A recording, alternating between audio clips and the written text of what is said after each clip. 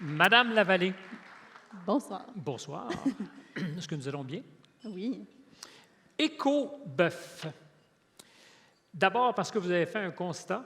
En agriculture, dans certaines régions du Québec, le destin d'agriculteurs n'est pas nécessairement très fertile. Il y en a de moins en moins. Est-ce que ma statistique est bonne? En 10 ans, 37 des agriculteurs en Abitibi ont décidé de déposer leur tablier ou de remettre les clés du tracteur? Oui, bien, c'est ce qu'on voit. On a perçu ça comme un signal que le modèle agricole actuel est peut-être mal adapté aux circonstances puis aux préoccupations du consommateur aussi.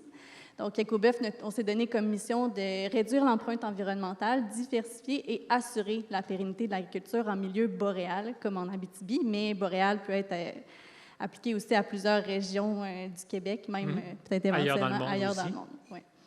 Parce que les conditions d'agriculture ne sont évidemment pas les meilleures, ou en tout cas certainement différentes en milieu boréal.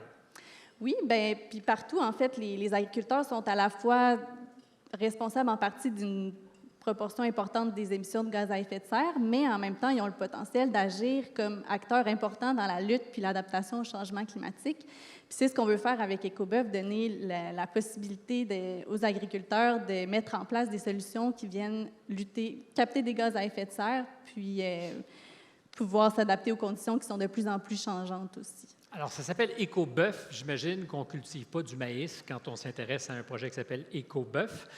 Qu'est-ce qui fait que notre bœuf est éco? Il y a plusieurs choses. C'est sûr qu'il n'y a pas une solution miracle. On met vraiment Nous, ce qu'on vise, c'est qu'on a mis en place une expérience à échelle réelle pour tester plein de pratiques, de techniques, pour développer des nouvelles technologies. Parce que l'objectif, c'est un bœuf qui serait carboneutre. Carboneutre, exactement. Entre autres, ce qu'on fait principalement, ce qu'on met de l'avant, c'est l'agroforesterie, puis le fait de la gestion adaptative multiparcelle de nos animaux au pâturage. Gestion adaptative multiparcelle, ou AMP. D'accord.